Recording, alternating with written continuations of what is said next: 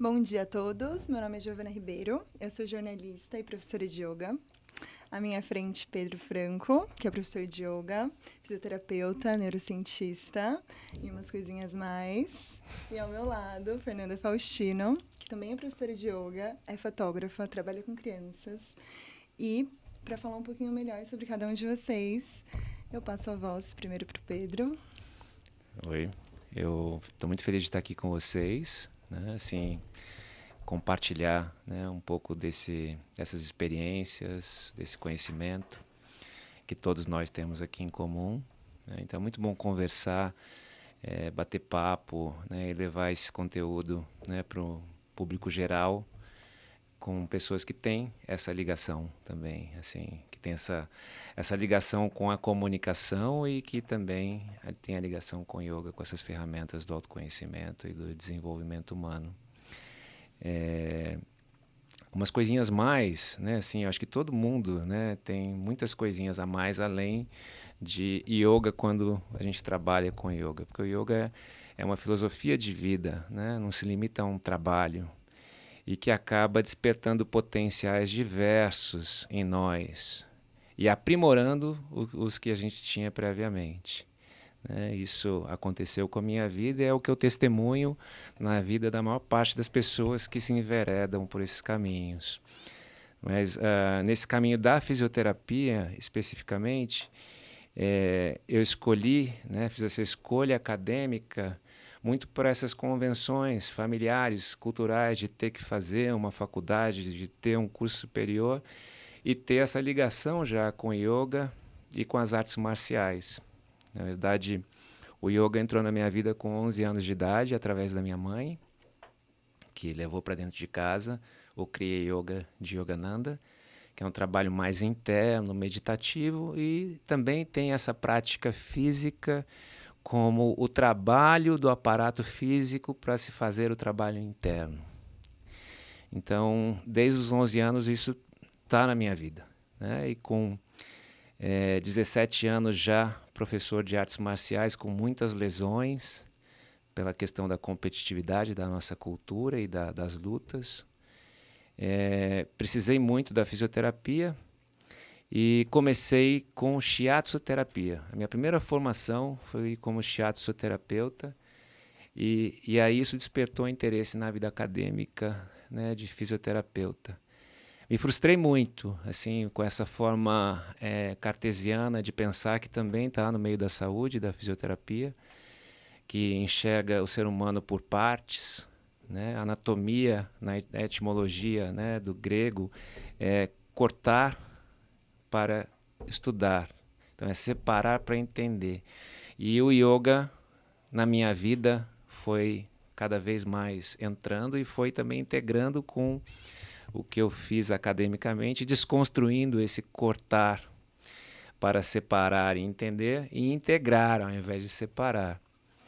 E assim, na época que eu fiz, né, fisioterapia, porque eu sou antigo, sou lapidado, né? Nesse tempo, tinha essa visão mais cartesiana, estava acontecendo uma revolução também dentro do âmbito da saúde, fazendo essa virada para a nova era, para os caminhos mais holísticos.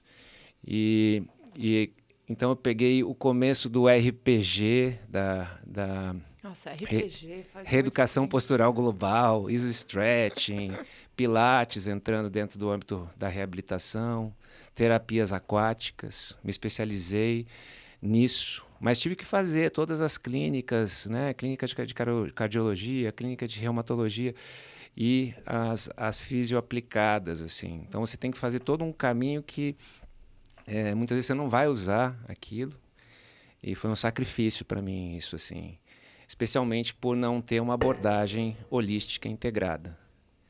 E aí eu fui percebendo que o yoga fazia muito mais sentido para mim. Mas eu estudei, fiz pós, né, fiz especialização em neurociência da reabilitação, muito antes da neurociência também ser moda, se tornar moda, porque, né, virou uma coisa da moda há alguns anos, necessário inclusive, que eu acho que cria também esse campo de embasamento para desenvolvimento humano em várias áreas, né?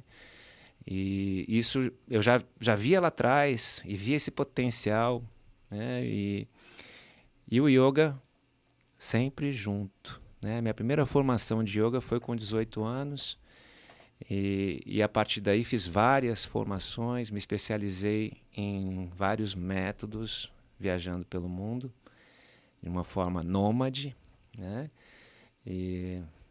E aí desenvolvi um método, né? A partir do momento que eu tive as minhas iniciações, experiências e essa bagagem de uma abordagem de reabilitação integrativa, holística, procurei criar um método inclusivo, adaptativo, né? Que é muito importante.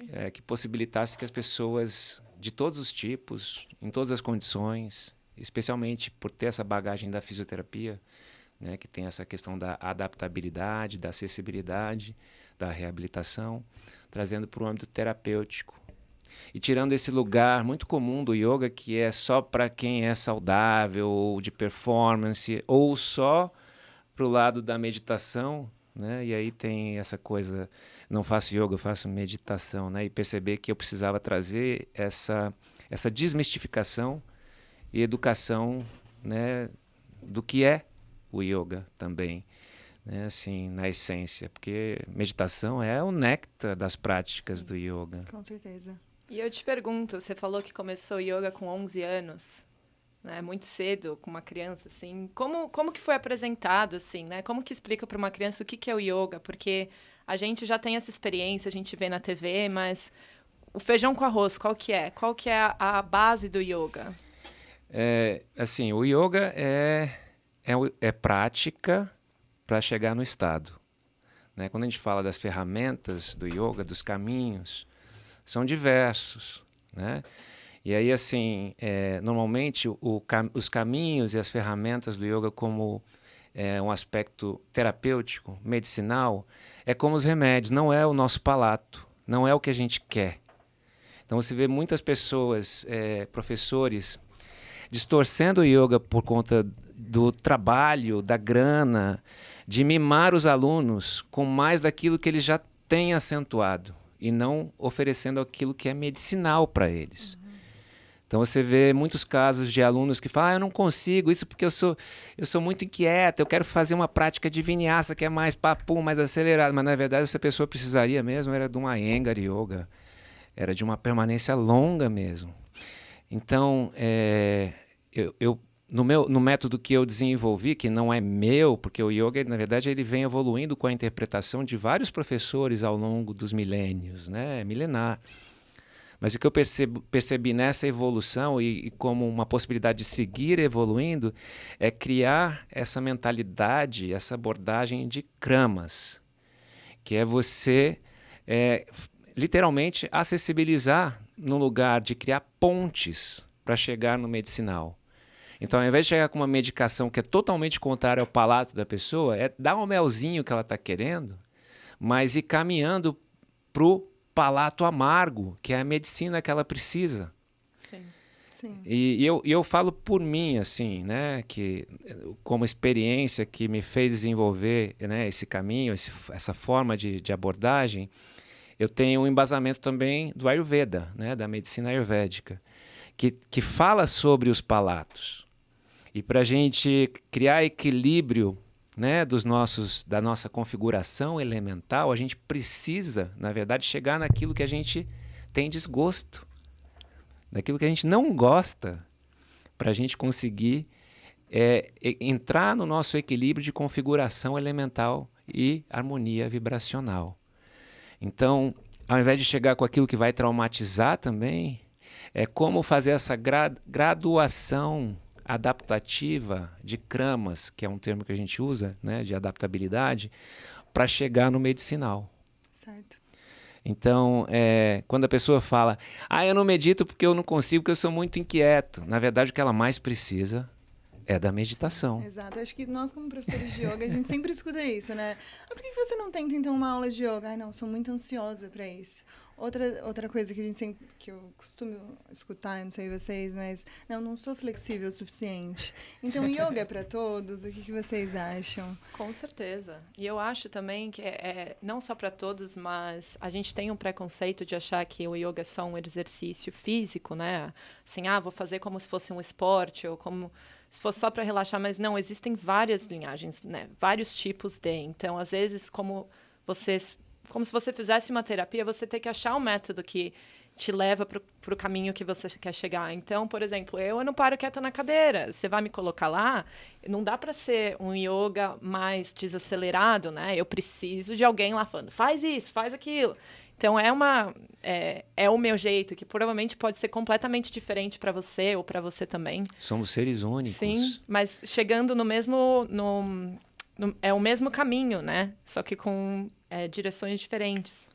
Eu diria até que pode ser até caminhos diferentes, mas com o mesmo destino. O mesmo objetivo. Então, assim, esse lugar, né, de perceber que é se colocar fora da zona de conforto. Sim. Que, na verdade, que é aí que a gente começa a se desenvolver na prática. E a gente estava conversando hoje um pouco mais cedo sobre o fundo do poço. Né? O que é o fundo? É muito raro você ver a pessoa assim, não, hoje está tudo bem, minha vida está maravilhosa, então eu vou mergulhar profundamente no yoga. Isso pode acontecer, mas normalmente não é assim. Normalmente é assim, você chega no fundo do poço emocional, você chega num limite da relação com o teu trabalho que te consome, e aí você vai numa aula de yoga e é uma mola que te joga para cima e faz você despertar para aquilo que realmente importa. Faz você perceber as suas virtudes, as suas potências. Então o yoga tem esse poder, né? Mas com o tempo você vai percebendo que você também vai se estagnando dentro da sua prática. Você vai se viciando dentro dos seus gostos, dentro da prática, e para de se desenvolver e de abrir um campo porque a gente chama de, dentro da física quântica, também fazendo uma relação aqui com yoga, de criatividade essencial. A criatividade essencial ela está ligada ao estado de yoga, que é esse destino comum. A gente quer chegar no estado de yoga e quando a gente entra no estado de yoga, a gente abre o campo magnético para a criatividade essencial ou Kundalini. Tem vários nomes para isso, né? Mas se a gente fica preso naquilo que se torna um método repetitivo, uma receita de bolo que funcionou em algum momento, né? Você vai se desenvolver, você vai precisar mudar isso para abrir espaço para a criatividade essencial. Então, a prática que você é familiar, ela é criatividade situacional, que é algo que você já é familiar e que você lá pratica o seu feijão com arroz e funciona e tal, mas para você entrar naquele estado de presença plena, realização, iluminação, você precisa surpreender a sua mente, que já cria expectativa e antecipa o que vai ter como resultado da prática. E para isso a gente tem que ir fora da zona de conforto. É interessante que você fala isso e, assim, por você ser um professor, quando você fala isso, eu olho e falo, meu Deus, ele é uma pessoa iluminada, quero estar lá, mas a gente esquece que você também é uma pessoa real. E eu acho, até gostaria de saber um pouco da sua história, assim, você chegou no fundo do poço, que nem você está falando, para entrar no yoga. Como foi você sendo aluno e não professor? Eu cheguei em vários fundos do poço. e eu aprendi muito na cultura do yoga estereotipada o que eu não quero para a minha vida, o que eu não quero ser, que é alimentar projeções alheias sobre mim. Não quero me desumanizar, não quero me colocar em pedestal acima de ninguém. Porque eu aprendi muito isso no yoga como uma referência do que eu não quero, porque não funciona. Sim. Então, parte desse trabalho de adaptabilidade, acessibilidade, também eu percebi que é necessário evoluir dentro da cultura, se humanizar como professor. E mesmo que você faça isso, são tantos séculos e milênios de uma cultura que não é só o yoga, que a gente fica projetando e idealizando o outro. E eu percebo que a gente está num momento de integração de visões e evolução que a gente pode fazer bem melhor. Sim. E a humanização é essencial. Então, assim, não tenho problemas e fico feliz de poder compartilhar e motivar pessoas a se humanizarem em todos os meios. Sim. Né? Porque para a gente sair do fundo do poço, primeiro a gente tem que reconhecer e não ter problemas em fazer isso, em reconhecer isso, porque a gente só vai conseguir lidar com as questões, os desafios, a partir do momento que a gente reconhece eles. Se a gente nega, a gente não consegue se libertar desse fundo do poço. Sim. Né? E eu brinco assim, quanto maior o Japamala, mais eu desconfio. Então, assim, eu também já usei cabelão, já usei os adereços todos e não tenho problema com isso. São Mas fases hoje em também. dia eu evito usar essas vestes, apesar de ser iniciado, de ser pujari, de ser brahmane, dentro de uma tradição, eu procuro não me identificar com isso, porque isso não me ajuda, Sim. né, como ser humano. E com relação ao fundo do poço, só mais uma coisa, assim, tem um conhecimento que, apesar de super antigo, ninguém inovou mais que isso, que é o Yoga Sutra de Patanjali. Tem muitos textos que evoluíram a partir daí, mas essa base ela é fundamental. E Patanjali fala de 5 kleshas, que são as fontes, as raízes do sofrimento. Então, falando sobre o fundo do poço. O medo da morte é a raiz de todos eles, tá? Porque o medo da morte é o grilhão que prende a corrente de todas as nossas crenças limitantes, que são medos. Mas aí, especificando mais, porque a gente, para chegar nesse fundo do poço, tem camadas, né, do poço. E tem a camada que é a camada das paixões e das aversões, que em sânscrito é raga e dvesha, que são 2 faces de uma mesma moeda, que são os nossos gostos, o nosso palato e as nossas aversões. Então, essa camada foi a primeira camada do fundo do poço que eu alcancei na vida, que eu percebi e tive a bênção de ter acesso a esse conhecimento, mesmo depois de anos fazendo terapia, porque eu faço terapia desde os meus 5 anos de idade, quando os meus pais se separaram. Então, essa questão da reflexibilidade, né, que é a flexibilidade na mente de você se autoestudar, de você se colocar em perspectiva, né, eu sempre fiz isso, mas o yoga ele te traz essas ferramentas filosóficas, práticas e psicológicas que são avançadíssima se comparado ao que a gente tem no Ocidente. Inclusive, o Ocidente foi muito influenciado, na melhor parte, da psicologia, da psicanálise, por essas visões, do meu ponto de vista. Raga e dvesha são 2 faces de uma mesma moeda. Então, as nossas adorações, paixões, gostos e aversões são 2 faces das mesmas prisões, dessa mesma camada do fundo do poço. Então, quando eu percebi que eu estava preso nos meus palatos, o que eu fiz? Eu criei uma série das posturas que eu odiava. Muito bom. E quais são essas? São comuns, porque eu não sou especial, eu sou humano, como todo mundo. Posturas de abertura pélvica. Por quê? Porque todo mundo na nossa cultura tem traumas na infância, traumas no passado, seja da década de 40, de 50, de 60, de 70 ou de 80, 90. A gente passa por isso, né? Porque a gente não evoluiu de uma forma a proporcionar para as nossas crianças uma infância saudável. Então, todo mundo cresce adulto cheio de problemas com uma criança ferida, de todas essas gerações. Sim. Então, quando eu percebi isso, eu criei essa série pensando nas aversões. Daí, quando eu fui lidar com as camadas do poço, eu cheguei nessa criança. Nessa criança que era ferida, traumatizada, abusada, e não era acolhida, não era reconhecida. E fui trabalhando isso, e essas posturas se tornaram posturas que eu adoro. E aí eu precisei fazer outras camadas de trabalho. Isso não para. É que é um entendeu? trabalho infinito, né? A gente acha que assim, só porque você faz o yoga, uma terapia, não, a gente é humano. Existem traumas que vão acontecer pro resto da vida, assim, E vão surgindo novos traumas. Sim, e eu acho que é muito como você lida com isso. Então, você tendo uma ferramenta ali como yoga ou qualquer outra, sei lá, terapia, você aprender a lidar com isso de maneira mais fácil. Então, eu acho que é muito importante a gente saber disso, que você não precisa estar no estado de plenitude. Mesmo que você esteja no fim do poço, no fundo do poço, como foi o seu caso, mas talvez não, porque a história da Gia é diferente com yoga, não é? Exato. Como você começou? Bom, como curiosa.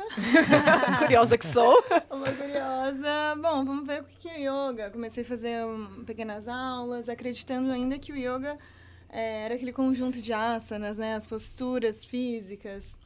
E, bom, depois de um tempo praticando, fui entendendo que estava muito além dos asanas, das posturas físicas, dos pranayamas, são os exercícios respiratórios e tudo mais. E é bom a gente chegar nesse ponto do início para dizer, se eu fosse aqui uma pessoa que está começando agora, como eu estive começando agora como uma curiosa anos atrás, que eu já sou praticante há uns 8 anos aí, eu tô no fundo do poço, eu quero começar a meditar. O que é meditação? Meditação é não pensar em nada? Eu queria saber de vocês. Então, isso é uma coisa que também a ciência explica hoje melhor. Isso estava das integrações, das visões. Antes acreditava que a meditação era o esvaziamento e a mente num ponto só, e a mente vazia. Mas a neurociência comprova, através de exames de mensuração com eletrodos, mensurando as ondas elétricas, né, que a gente tem no sistema nervoso central, quando a gente entra em estado de meditação, na verdade, fica tudo aceso. Versus quando a gente está aqui tentando analisar, racionalizar, emocionar, a gente fica numa determinada parte do nosso sistema nervoso central. Mas quando a gente medita, essas ondas elétricas elas se espalham de forma uniforme em todo o sistema. Então, na verdade, é a expansão mesmo harmoniosa, né? E isso é comprovado cientificamente. Sim. Mas como é que faz para chegar lá?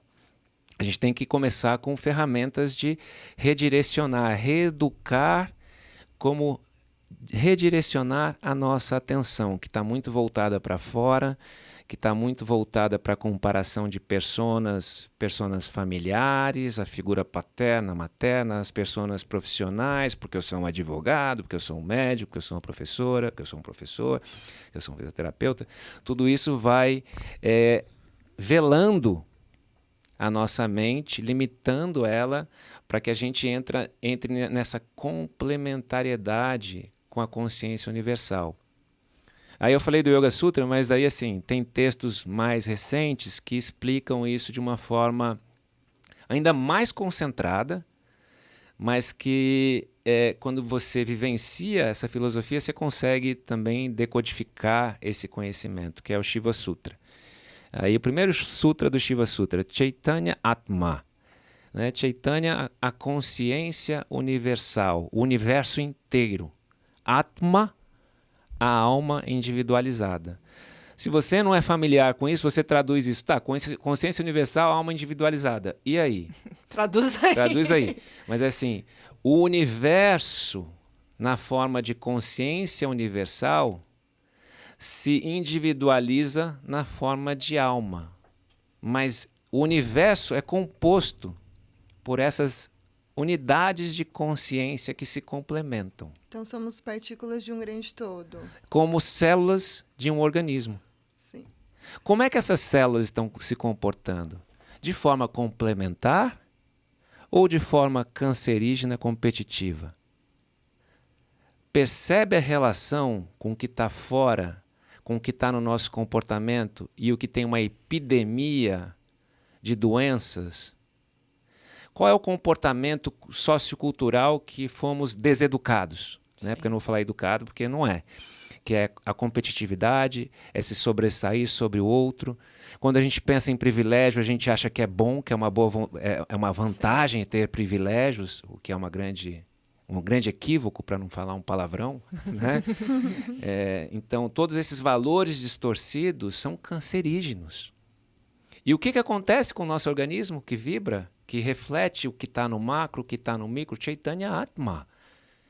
Então, se você não se reconhece alma, como é que você vai se realizar a consciência? Então, primeiro a gente tem que desconstruir, revelar essa alma. E aí as práticas dessa filosofia é muito, no literal, você se enxergar no seu coração e a partir daí colocar o seu coração em tudo que você faz. E não é o coração romantizado, não é aquele coraçãozinho, assim. Rosa, com Não. Onde é tudo colorido. É humanizado nesse sentido de perceber que nós temos virtudes e limitações a serem transcendidas. Não tem ninguém aqui a passeio. Então, assim, a gente está aqui para evoluir, para crescer, para se desenvolver. Mas para fazer isso, a gente tem que sair dessas romantizações, né? Inclusive sobre o que é o amor. O amor romantizado, ele está dentro dessa visão de realização sociocultural nossa, que é o amor através do apego, da posse do outro. Sim. Mas, na verdade, nessa visão filosófica, o amor é o contrário disso. É incondicional. E a forma mais elevada de amor dentro dessa visão é o perdão. E aí a gente entra nos valores universais do cristianismo, de todas as religiões, na verdade. Aí eu trago aqui um questionamento para vocês. Ah, meu Deus. Yoga é religião? Não. Não. Não. Então, apesar de achar que algumas coisas bebem das mesmas fontes. Então, mas vamos na etimologia da palavra. Certo. Olha só como a gente distorce o amor, a gente distorce o que é religião. Religião vem do latim religare. O que significa religare? Reconectar. Sim. O que significa yoga em sânscrito? União. Reconectar. É sinônimo. É a mesma coisa. Mas por que a gente institucionalizou, distorceu a religião, distorceu o que é o amor, faz o contrário do que é? Sim. Então a gente fala, não, yoga não é religião. Mas se você for na etimologia, no significado literal, é sinônimo. Com certeza. Vindo para esse lugar, quando você vai aprofundando mais no caminho do yoga, né? A gente vai se conhecendo melhor, né? Então, agora eu estou entendendo quais são os meus maiores desafios de como eu lido comigo mesma e como eu lido com os outros e como eu lido, né, no meu papel dentro da sociedade. Vão vindo vários insights e várias coisas, né? Enfim, eu comecei falando de como eu comecei no yoga e acabei indo para um outro lugar. Mas quando eu comecei no yoga, eu comecei a entender quais eram esses benefícios, né? Vivenciar esses benefícios do yoga. E uma parte de mim queria passar isso para frente. Que é o que acontece, que eu vejo que acontece com muitos professores. Também foi assim com muitos professores, né? Você vai entendendo, você vai absorvendo aquilo e você fala, gente, é melhor todo mundo fazer yoga, senão a gente vai... E aí eu queria saber de vocês, o que é essa parte do servir, né? Que a gente fala muito no yoga. Como vocês se conectam com isso? Então, eu acho que pela minha experiência com yoga ser um pouco diferente, por mais que eu seja professora, eu não estou atuando, né? Eu não estou dando aula. E a minha conexão com yoga foi muito diferente da de vocês, porque acho que eu, como muita gente também, achava que yoga era só exercício. Então, eu venho de eu venho da área do esporte, então eu falava, eu não vou fazer yoga, eu não vou transpirar, não vai me adiantar em nada. Mas, ao mesmo tempo, no paralelo, eu tinha essa conexão comigo mesma e com a espiritualidade, né? Que, para mim, nada mais é do que eu conseguir entrar em conexão comigo e com os outros. E eu tive essa oportunidade na Austrália, que é onde eu moro hoje em dia, de fazer o curso. E o curso não foi vendido como se torne um professor de yoga, foi entenda a parte holística, tudo que envolve, né? Sim. Então, eu falo que, assim, eu aprendi, eu trouxe isso para mim. Hoje em dia, a prática é muito individual, eu faço para mim, mas todos os ensinamentos, né, eu consigo usar no meu dia a dia. Então, não necessariamente porque eu não estou ensinando no tapete, eu consigo ter uma conversa ampla, né? Eu gostaria até de emendar nisso, se você pudesse falar brevemente sobre o seu trabalho com crianças. Será que tem alguma coisa, algo do que você aprendeu nesse caminho do yoga, você leva para esse trabalho seu? Com certeza, com certeza.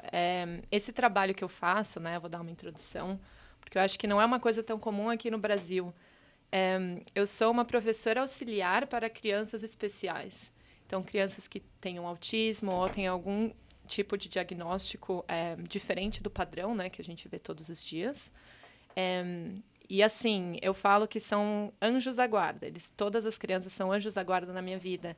Então, elas me ensinam muito. E o ensinamento que eu posso passar para elas é esse, assim, de quando você está explosivo, por exemplo, você consegue fazer uma respiração. Então, eu falo, não, senta aí, vamos respirar. E a gente começa a fazer as respirações básicas, sabe? Que traz para o centro. Então, não necessariamente eu preciso falar, estou praticando yoga com você. Mas eu acho que começa a virar uma cultura. Você começa a entender toda essa relação, né? Que está tudo conectado. Então, você não precisa estar num tapete para você praticar. Eu tenho uma professora que ela sempre falava, quando a aula termina, a prática começa, né? Que é mais ou menos isso. Você não tem que estar no tapetinho para estar praticando. Sim, é um universo, né? É muita coisa que envolve. Então, acho até muito interessante o seu projeto, né? Que você está aí integrando uma plataforma. E não só importante para o mundo de yoga, mas para pessoas que têm interesses diferentes, pessoas que querem ali fazer uma meditação, ou pessoas realmente que querem entender o que é o yoga, ou pessoas que estão no fundo do poço, né? Fala, tentei tudo, sabe? Tomei banho de erva, fiz não sei o quê, não tô saindo de lá. O que eu faço, sabe? Então, assim... essa coisa do banho de erva, eu acho que até que isso é bem holístico, né? Sim. Eu acho que o grande problema hoje em dia é essa coisa do anestesiamento das dores sem olhar para a causa dos problemas. Das raízes, porque é mais fácil, né? É mais fácil a gente... E você segue com a causa. Sim. Você anestesia aquilo que está na superfície incomodando, mas aquilo que é a causa do problema segue enraizado. E como a gente faz isso, Pedro? Porque assim, falar, né? Faço yoga, você vai... Mas assim, entendeu? Por exemplo... Então, aí eu vou falar um sloka de um outro texto. Hatha Yoga Pradipika, no capítulo de Pranayama, segundo capítulo. A mente é senhora dos sentidos, mas a respiração é rainha da mente. O que você está fazendo com as crianças? Esse é o caminho, né? Porque tudo que está vivo, que é consciência nessa forma de alma humana, humanizada, pulsa, respira. Antes de tangibilizar as células, moléculas e todo o organismo funcionando, tem essa pulsação. E a respiração é o que a gente tem acesso nesse nível antes de se manifestar tangivelmente na realidade. Então, é a causa vibracional daquilo que é tangível. Então, quando a gente começa a conscientizar o padrão respiratório, a gente percebe que estávamos na ansiedade com um padrão curto, não estávamos soltando o ar residual para fora, que é um ar pobre de vida. Então, você fica com aquilo preso lá dentro, ocupando espaço.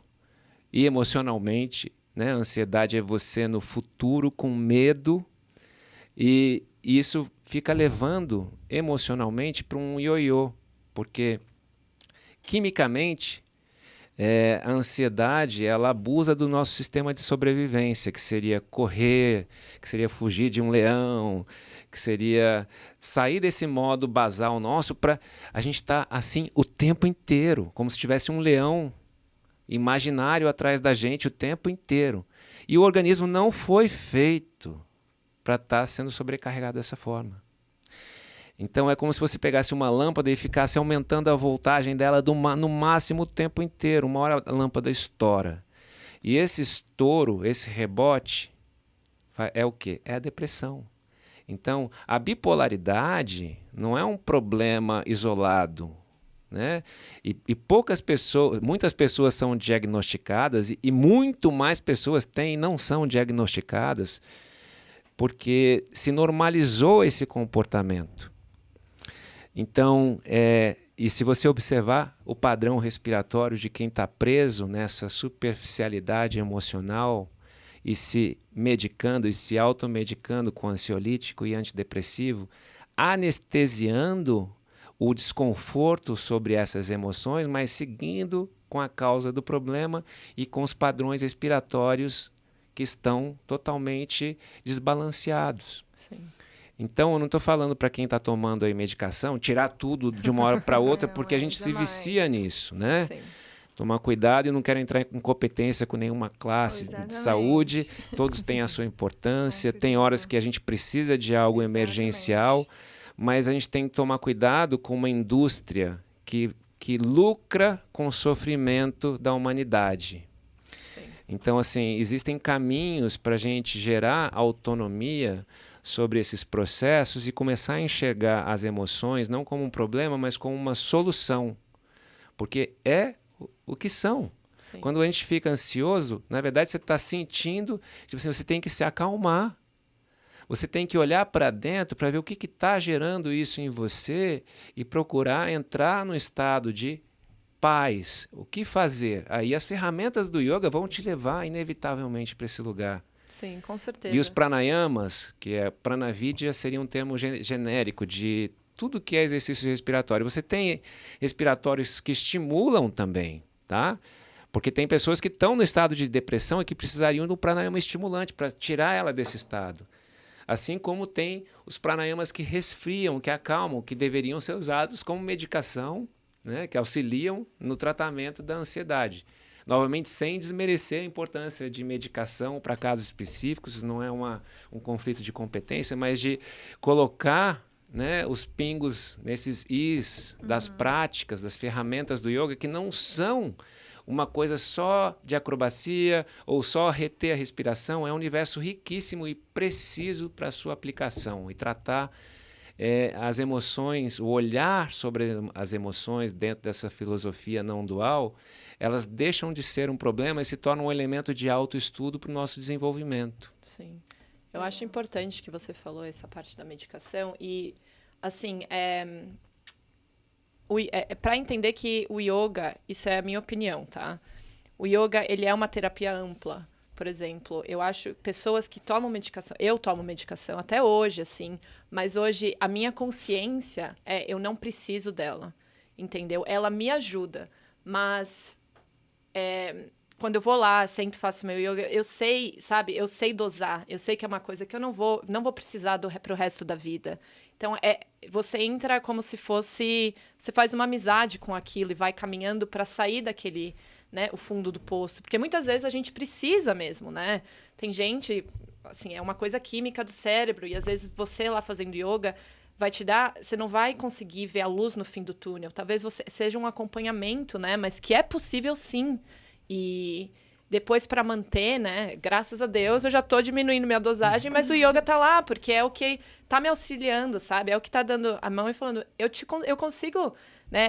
É um caminho, é a luz no fim do túnel, né? Exato. Então, é bem...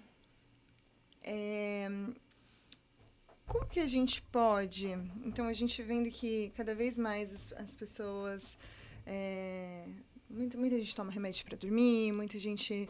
Enfim, a gente vê que, claro, a gente está inserido num contexto de que é mais ou menos criado para que a gente não esteja saudável, e muito se fala sobre o yoga ser esse lugar de privilégio também, né? Nem todas as pessoas podem ir lá e pagar a aula mensalmente. Como que a gente torna o yoga, então, mais acessível? E daí já puxando um gancho para a gente falar sobre o instituto, sobre essas... Enfim, se você puder já falar também sobre o trabalho que você já fez com o sistema prisional, que eu acho muito interessante, e como a gente pode ver que o yoga ele já ajuda em muita coisa, né? Eu acho importante sempre honrar, né, assim, as tradições também, honrar nossos professores, honrar nossa história, honrar até aquilo que a gente tem como não referência, né, para poder se desenvolver. E aí eu gosto de trazer referências tradicionais. Então, o Bhagavad Gita é um texto também tradicional do yoga que me levou para esse caminho da inclusão social e acessibilidade no Karma Yoga, porque ele se baseia em Bhakti, Karma e Jnana, né? Que é a devoção, a ação e o conhecimento. E vários outros caminhos, são 18 formas de prática, né? Mas esses são os principais ali, mais importantes dentro desses textos, que é um capítulo, são 18 capítulos, que na verdade é um capítulo de uma batalha dentro de um épico muito maior, que se chama Mahabharata. Mas o Karma Yoga, ele entra nesse lugar de ação desinteressada, de serviço. E aí é o trabalho voluntário. Então, a gente vive num tempo que as coisas mudaram muito a partir de como a Gita, o Mahabharata, foi escrito. A gente vive num mundo, né, que o capitalismo, ou o capitalismo disfarçado de socialismo, mas o capitalismo, de uma certa forma, ele vai se maquiando e se adequando às necessidades da contemporaneidade para existir.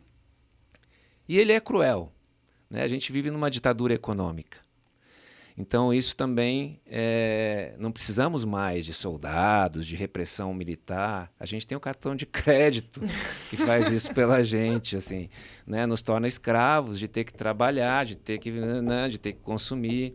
E a gente não percebe essas forças ditatoriais, né, digitais, mas elas nos movem, e isso distorce o yoga também. Então, o Karma Yoga, na forma do Karma Yoga, que era só o voluntariado que a gente podia, numa época, destinar parte do dia para o Karma Yoga, a gente tem que ralar na pedra para conseguir fazer o nosso salário e sobreviver. Então, como é que você consegue doar se você não tem? A gente só consegue transbordar se a gente se preenche. Então, vivendo isso na pele e observando esse meio profissional do yoga dentro desse capitalismo, que eu também vou limitar se eu falar, né, o paradigma que a gente vive como capitalismo, mas gera essas distorções e impede que a gente consiga romper essas bolhas de privilégios de quem pode pagar, né, que é uma pequena porcentagem do topo de uma pirâmide, de uma sociedade que é estruturada em forma de pirâmide. Então, a gente consegue fazer muito pouco.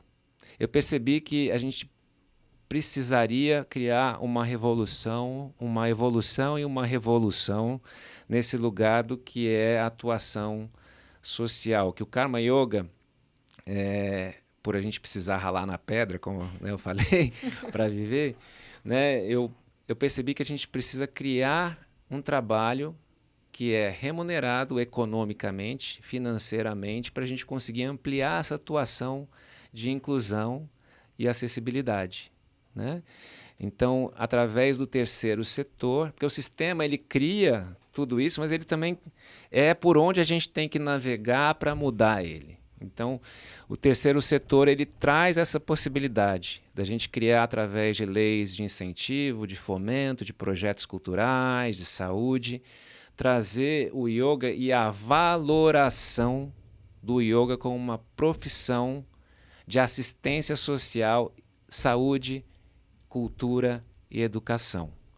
Então, a partir daí, eu criei o Instituto Atma, que abraçou esses projetos que, antes de eu criar o Instituto, né, através de uma escola de certificação internacional que eu criei, a demanda que eu criei, além do professor dominar a técnica, a didática, o conhecimento, né, a pedagogia, eu criei 2 TCCs como pré-requisito. Então, para você se certificar como professor comigo, você tem que fazer um projeto de Karma Yoga, sair da sua bolha, não é dar aula de graça no Parque Ibirapuera, tá?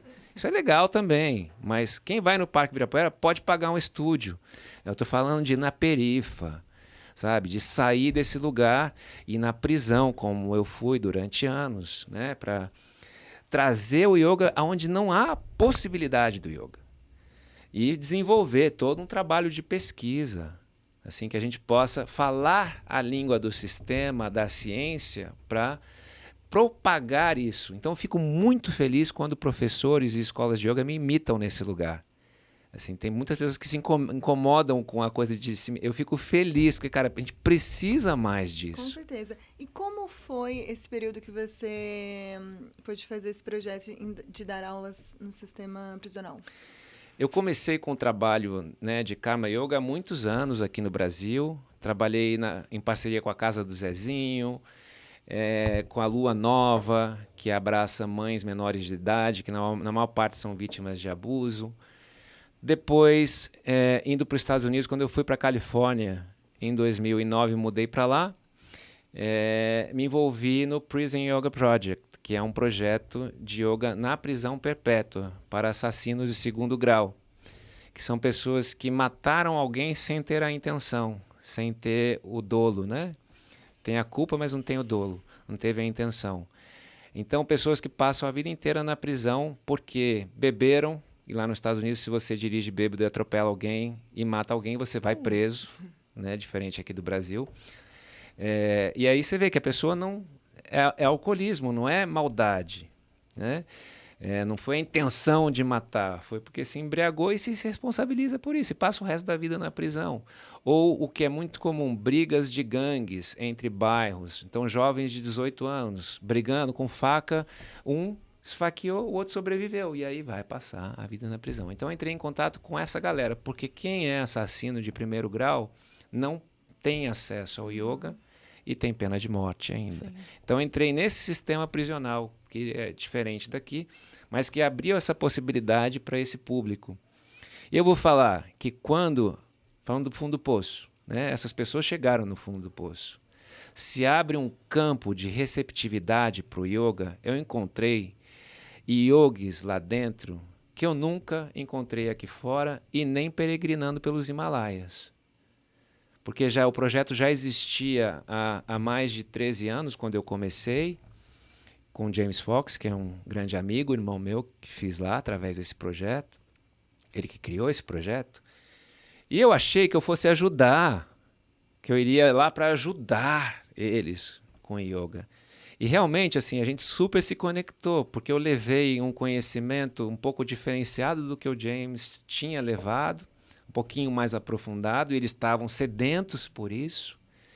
Então eu tive uma receptividade imediata, assim, e essa simbiose que se gerou foi mágica, indescritível. Mas eu achei que eu fosse ajudar, e quando eu percebi, eu estava lavando a minha alma lá. Aí eu percebi o que faz o meu sino tocar num outro nível, né? E percebi que tanto eu quanto outras pessoas que entram em contato, né, com essa natureza de yoga, de trabalho, sentem isso, mas não tem como trabalhar com isso, porque tem que trabalhar para pagar as contas. Então, assim, eu fiquei refletindo como ampliar essa atuação. A gente está num sistema diferente do que a Gita escreveu. A gente tem essa ditadura econômica, então a gente precisa trabalhar com isso. A gente precisa criar formas, estruturas, fomentos para aumentar isso. E aí o Instituto surgiu a partir daí. E o que eu fiz? Eu peguei os projetos das formações anteriores de quem teve o sino tocado e seguiu fazendo esses projetos e integrei dentro do Instituto. Então, nós já temos vários projetos de muitos anos, de pesquisa feita, de comprovação, de milhares de pessoas contempladas, com vidas modificadas, não só na prisão lá de fora, mas nas APAC de Minas Gerais, que foram projetos que eu trouxe para o Brasil a partir do Prison Yoga Project. Tem o Edu no Rio Grande do Sul, que é um agente penitenciário que se formou comigo, já estava dentro do sistema e se tornou professor e levou lá para dentro. Sim. Tem o trabalho na oncologia do HCOR, com os pacientes que fazem químio. Nós levamos yoga, meditação e musicoterapia, porque dentro do meu método a música também faz parte como uma das ferramentas. Isso é um processo meu pessoal dentro da prática, desse universo vasto que o yoga tem, de mantra e música. Então a gente traz isso também, que a música, o som, são elementos do yoga também, como ferramentas práticas. Escolas públicas e corporações policiais, né? Polícia Ambiental, Polícia Rodoviária Federal. Então a gente entrou em várias frentes e agora esses projetos estão dentro do Instituto e a gente está nesse processo agora. Já está pronto, já está validado o Instituto e a gente está passando pela carência de 1 ano de criação para poder começar a captar e ampliar isso. Que legal. Né? Eu acho muito legal isso da meditação nesses meios da corporação, né, da polícia e tudo mais. Eu lembro quando eu fui para o Canadá, isso era uma coisa que eles falavam muito, né? Todos os policiais, eles meditavam, acho que, 40 minutos por dia antes de sair nas ruas e tal. E é comprovado cientificamente que isso muda, né, o trabalho e as consequências desse trabalho. E é importante a gente dizer isso, né, porque tem muita gente que, querendo ou não, ainda leva o yoga para um lado do místico, né, não, isso é uma ciência comprovada, né, os benefícios da meditação. E... Eu gosto de uma expressão em inglês que meditação é brain flossing. Aqui no Brasil não sei se faz muito sentido, porque o flossing seria tipo fio dental. Mas é como tirar aquelas cracas É uma limpeza, da né? nossa mente. Então, assim, é como tomar banho. É como escovar os dentes. É uma higiene mental. E aí quem trabalha com esse poder policial que deveria servir a segurança pública e a população, por estar, né, nesse universo, desse oceano contaminado, tem que fazer. Mais do que aprender a atirar, é aprender a se preparar para lidar com a população e evitar a violência ao máximo. Né? Assim, não é ser naif também e perceber que tem situações que você tem que usar a força, mas assim, preparar mais no sentido tanto da meditação para lidar com situações de violência sem agravar a violência, e como artista marcial que eu sou, preparação com defesa pessoal. Sim. Sabe, para você neutralizar a violência e não gerar mais violência e gerar o quadro que a gente vive hoje em dia. Exatamente. E trazer para o pessoal também, né? Bem legal essa explicação que você deu e exemplos que você atua em várias áreas. Então, tirando a máscara de fora, todos nós temos um interior que somos seres humanos e todos somos iguais. Então, independente do que eu faço, o que você faz, quando a gente vai dormir, é a mesma essência, né? Estilos de vida diferentes, experiências diferentes, mas são as mesmas coisas que a gente precisa trabalhar para entrar em alinhamento, né? Tipo, com a comunidade e tudo mais. Então, muito legal. E, assim, se você pudesse falar hoje, né, para quem está ouvindo a gente, como essas pessoas conseguem acessar o seu projeto, né? Porque uma coisa, assim, a gente está falando aqui, tá... Aí eu vou pra casa e falo, mas, e como que eu consigo, né? Tipo, é no Google que eu coloco? É na rua que eu pergunto, né? Assim, então, como que seria, né, esse processo? Então, a gente está trabalhando com o sistema, né? Para mudar o sistema. E essa parte de acesso, hoje em dia, apesar de ser limitado, o que tem mais alcance é o Instagram. Sim. Então, a gente ainda não conseguiu recursos para fazer o nosso site, então a gente está nesse caminho, né? Inclusive, quem quiser ajudar, estamos aí, porque a gente vai poder começar a captar através de leis a partir de abril, para poder ter recursos para fazer tudo isso. Até agora foi na raça, então, foi tipo assim, tá saindo do meu bolso, do bolso do meu parceiro para fazer tudo acontecer. E não é pouco trabalho e não foram poucos recursos, né? Porque o sistema também dificulta, cria barreiras para isso. Mas com relação a essa questão que a gente estava falando desde o início, né, de perceber o yoga, ciências complementares, um momento de evolução, de integração de conhecimentos, ferramentas, eu não quero limitar o Instituto só nessa formatação de yoga no sentido indiano e nem desmerecer o yoga indiano, a tradição, mas perceber esse lugar da evolução, de integração de culturas e ferramentas, e aí a música, como eu falei, e a defesa pessoal para meninas em escolas públicas. Então eu estou também no Instituto trazendo um parceiro meu do jiu-jitsu para desenvolver esse trabalho de ensinar as meninas a neutralizar situações de abuso, de violência, com essas ferramentas das artes marciais também. Porque as artes marciais também têm essa coisa da presença plena, do estado da meditação, de encontrar calma dentro do caos. Sim. E outras ferramentas. Assim, a gente está aberto dentro do Instituto para ter essas complementariedades de trabalho que possam ajudar no desenvolvimento humano. Sim, é uma integração geral, né? E o Instituto, ele vai... por exemplo, eu que não moro aqui no Brasil, estou aqui de passagem, se eu quiser acessar lá da Austrália, eu consigo? Como que vai funcionar? Consegue. A gente tem o Instagram por hora. Sim. E estamos batalhando para... melhorar a coisa do portfólio, que a gente está fazendo tudo na raça, nós mesmos ali. Sim. E tal. Mas tem vaquinha para ajudar também, quem quiser. Sim. Ajudar. E abrindo aqui o espaço, assim, já tem vários professores de yoga que, a partir desse canal, já entraram. E eu sinto assim, tem pessoas que já entram e já trazem projetos juntos, já fizeram na escola que eu criei, ou começam, mas tem pessoas que precisam de coordenação para fazer isso. Sim. Então, eu estou num ponto agora do Instituto que eu estou começando a escolher coordenadores de projetos para ajudar essa galera que não tem essa personalidade de gestão, de autogestão, para gerar esse suporte também, porque é bom na execução, mas falta essa mente, essa inteligência de gestão. E eu falo porque eu também tenho essa deficiência e me trabalhei para desenvolver isso. E percebo a necessidade de suporte que eu tive para desenvolver isso. Então, eu tenho empatia né, na pele, por ter sentido na pele isso, e tem esse trabalho por trás.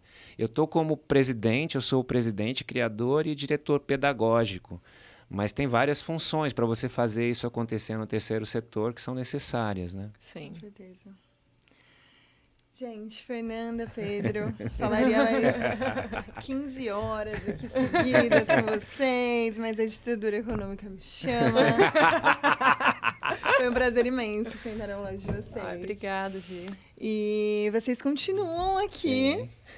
Tem muito o que falar ainda. Obrigada, sua gratidão. Obrigada a você, Gi. Até a próxima. Até a próxima, nos encontramos em breve. Muito bom, Gi. Gratidão. Obrigada.